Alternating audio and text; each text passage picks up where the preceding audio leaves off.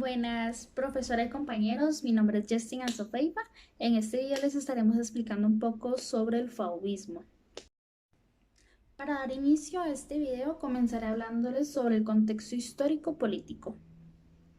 El fauvismo en su momento se convirtió en el grupo de vanguardia en país. Esto después del repudio y la importancia de la crítica que se le dio. Este fue un movimiento expresionista que surgió para plantear una idea contraria al positivismo, al naturalismo y al impresionismo. El fauvismo fue más que solo una expresión exacta, era más para que aquellos artistas pudieran manifestarse con un acercamiento en particular con el fauvismo, para que tuvieran una libre expresión a la hora de que ellos creaban sus obras. En 1905, en el Salón de los Independientes, Henri Matisse expuso su obra Lujo, calma y voluptuosidad, la cual fue considerada como una síntesis del postimpresionismo, luego ahí convirtiéndose en un manifiesto de lo que sería luego el fauvismo. Buenas compañeros y profesora, mi nombre es Jefferson Chávez y me corresponde hablarles sobre el contexto histórico-social del fauvismo. El fauvismo comenzó en una sociedad caracterizada por el dinamismo, que fue incitado por parte de la Segunda Revolución Industrial. La gran revolución en el ámbito transportista ocasionó una gran movilidad de personas. Asimismo, los avances científicos y tecnológicos crearon una idea de que se podía obtener felicidad y comodidad social por parte de estos medios. Sin embargo, empezó a crecer conflicto y tensión social porque se empezó a hacer evidente las contradicciones del optimismo general de la sociedad y se reveló la verdadera situación de los sectores pobres. En dicho contexto, el fauvismo se alzó como una crítica artística a las falsas promesas de bienestar y a las consecuencias de la modernización socioeconómica. Buenas tardes, mi nombre es Ali y yo les voy a hablar sobre el contexto histórico-cultural del fauvismo. El fauvismo surgió en París de las vanguardias, en una verdadera explosión artística y científica, que entre muchas cosas implicó la reforma y la planificación de la ciudad por Georges Eugene, la introducción de la electricidad y del automóvil, y grandes exposiciones universales en que se celebraba el ingenio del ser humano, y prestigiosas exposiciones de artes plásticas opuestas al positivismo, naturalismo, impresionismo y como lo fue también el caso del expresionismo alemán. Es decir, que el ámbito cultural refleja cómo la ciudad amplifica sus ingenios y avanza grandemente mejorando muchos aspectos. Yo les voy a hablar de las características estéticas del movimiento fauvista. El movimiento máximo plástico del fauvismo fue la exaltación del color, sustentada en la idea de que la creación surgía del instinto más que del intelecto o de los sentimientos. Buscan realzar el valor del color en sí mismos, rechazando la paleta de tonos naturalistas, empleando en cambio colores violentos para crear un mayor énfasis expresivo. Emplearon una pincelada directa y vigorosa, con toques gruesos, sin mezclas, evitando matizar los colores. Las figuras resultan planas, lineales, encerradas en gruesas líneas de contorno. Renuncian a la perspectiva clásica, al modelo de los volúmenes, la luz y la profundidad desaparecen. Sus temas son retratos, naturalezas muertas, personajes en interiores, paisajes hermosos.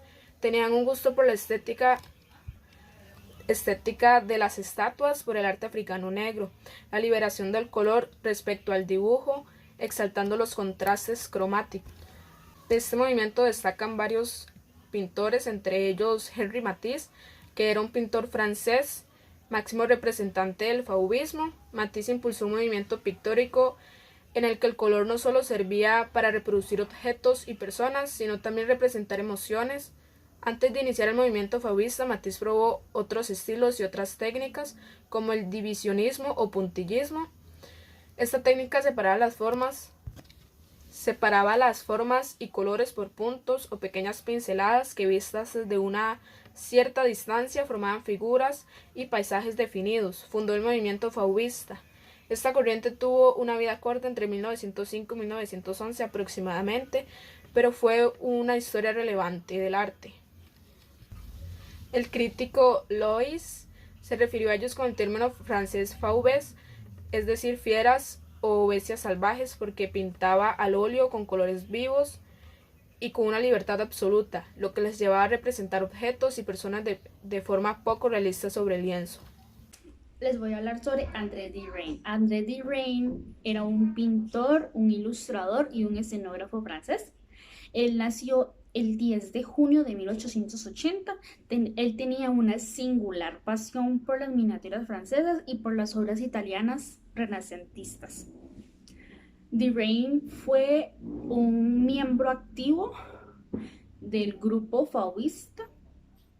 Él tenía una estrecha amistad con Matisse y se apasionaba por la pintura de Cézanne.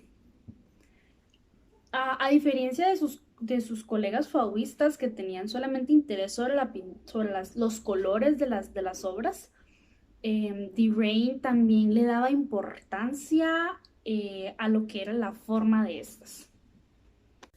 Bueno, yo les voy a hablar sobre Maurice de Lamy.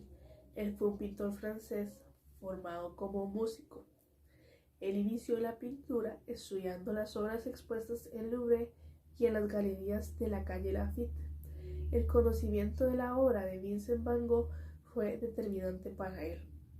Él también realizó bodegones, cuadros de flores y algunos retratos.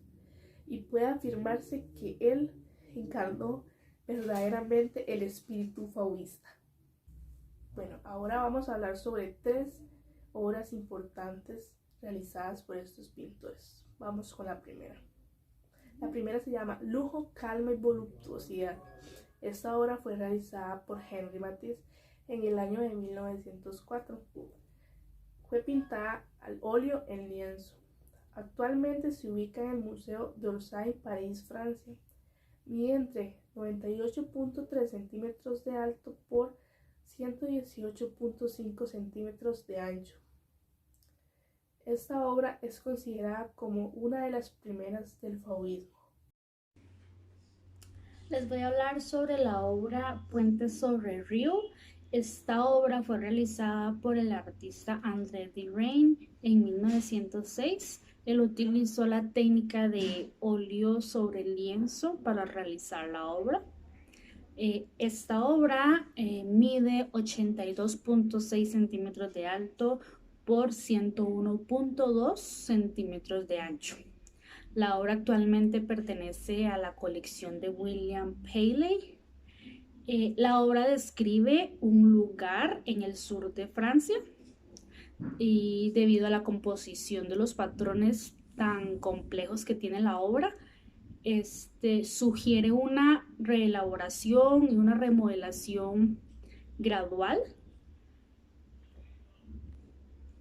en lugar de una respuesta rápida y fluida que vio Derain en ese lugar. Bueno, compañeros, yo voy a comentarles un poquito sobre la obra La alegría de vivir. Esta famosa obra fue realizada por el famoso artista Henri Matisse. Dicha obra fue finalizada en el año de 1906. Para la elaboración de esta obra se utilizó la técnica de óleo sobre tela. Esta obra posee grandes dimensiones como lo son 175 centímetros de altura por 241 centímetros de ancho. Actualmente, esta obra se encuentra exhibida en la Fundación Barnes en Filadelfia, Estados Unidos. Esta gran obra busca representar el mito de Arcadia, un país imaginario donde reina la felicidad.